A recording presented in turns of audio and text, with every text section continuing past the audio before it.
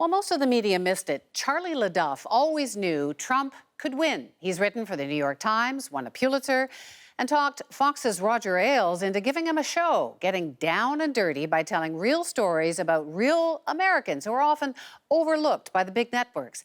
And he did it all with a certain flair. Proud to be American.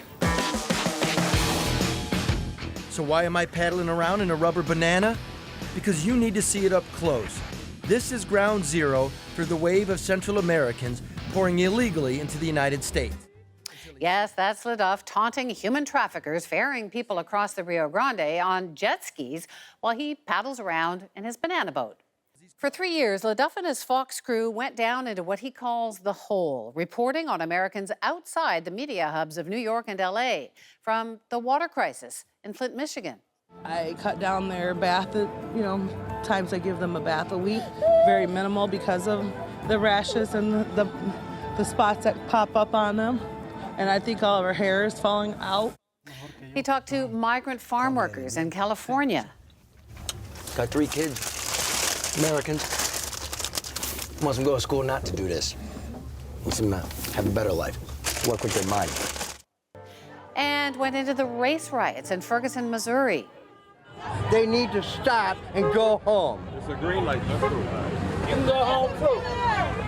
This is my home. I'm from around here. This is my home. I am home. But all those days on the road took their toll on LeDuff. He now spends his days scrubbing the grill at a local hot dog joint, not for the money, but for the health care benefits. But he is working on his next move. He's collected these road stories in his latest book, Show. The country's collapsing and the ratings are great. And Charlie LeDuff joins me from Washington, D.C. So you spent a lot of time hanging out in trailer parks, sort of deserted factories. You say your beat is the hole. Why are you so fascinated by those people, and why do you think that they're the untold story? Okay, because look, it's the trailer park, the ghetto, the barrio, the reservation.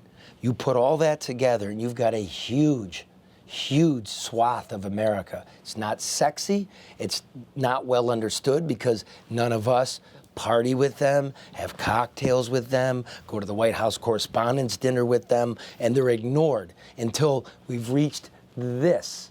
So that's kind of where I'm from. I'm from Detroit. We just don't get any coverage or no understanding. But with Trump in particular, the ratings are great. The ratings, look, I just got down here from New York. I used to work in New York.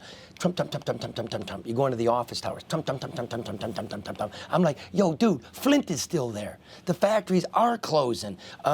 Real wages haven't gone up.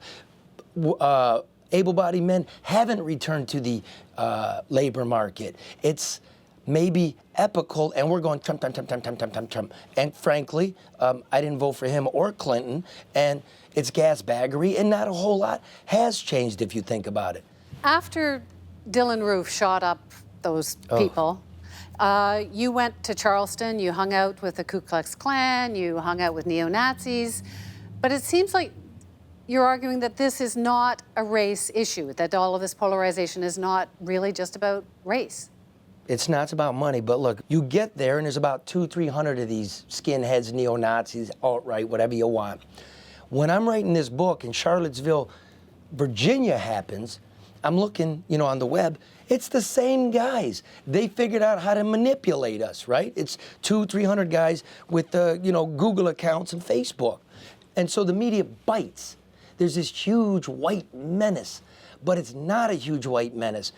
If Trump said, I got the most huge crowd at an inauguration ever, and the media for 2 weeks can give you satellite photos and quadrants, and we're estimating crowds of thousands. How come no reporter went like this with the tiki torches? 1, 2, 3, 4, 5, 6. I suspect, because I'm part of this family, they wanted a story, a big one. Uh-oh, white people are going. They must explain the Trump phenomenon, the backlash from working class whites, because they're very big, as you noticed, and that's how they want to do it. So you're saying it's not about race? A lot of those people voted twice for Barack Obama. Right. We want some change in our pockets. We want a fair deal. We want a new deal, and we're not getting it. That's what's going on. But doesn't... That's what I think's going on. But doesn't economic hardship often manifest as bigotry? Yeah, but we're human beings. I mean, bigotry is just part of the human experience. What a good and great society does is it moves, it realizes this, it changes. You know, I mean, there was apartheid in this country 50 years ago, right? There's gay marriage. Canada has its indigenous history to deal with. It's a great culture. We go fast. We try to fix it. We are, remember, just human beings. We're animals with a hypothalamus. We have sort of reasonableness. So we've all heard the policy or the rhetoric, some might call it, from Donald Trump on immigration. You know, calling people, some immigrants, animals and so on, and some Mexican rapists and so on. Do you think that Trump's approach to immigration is trying to help out the little guy or woman who put him into power, or is some of it based on bigotry or racism? In large, I don't think, in terms of illegal immigration, that Americans are racist. You have to remember this. Things collapsed here so quickly. Standard of living, the ability to pay for college, the debt you're holding, that we're all scared of every color of what we're going to do for our kids.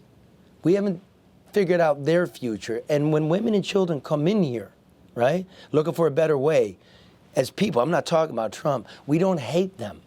But you have to wait a minute until we figure out what we're doing, because we all have our pants around our ankles from forever wars, from trade deals, from banking deregulation. Like in a flash, things crumble. The way of life has really significantly fallen away. And so, does Trump appeal to a racist element? Absolutely. There's no doubt about that. But when I talk to my people, that's really not what it's about. You're on a break right now. You're working in a hot dog joint. What's next? CBC? Yeah. You want to know my worst day in this hot dog joint is I'm scraping. My car broke down. I got a 77 Fleetwood Cadillac, broke down on the highway. I get to work. I'm scraping the grease trap, and then the toilet is overflowing from the night before, okay? This is my morning, and I'm just looking at nobody saying, I won a Pulitzer Prize.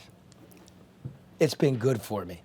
It's so great to hear your perspective and your stories, Charlie, and I'm sure there'll be more. Thanks for having me. Okay, bye.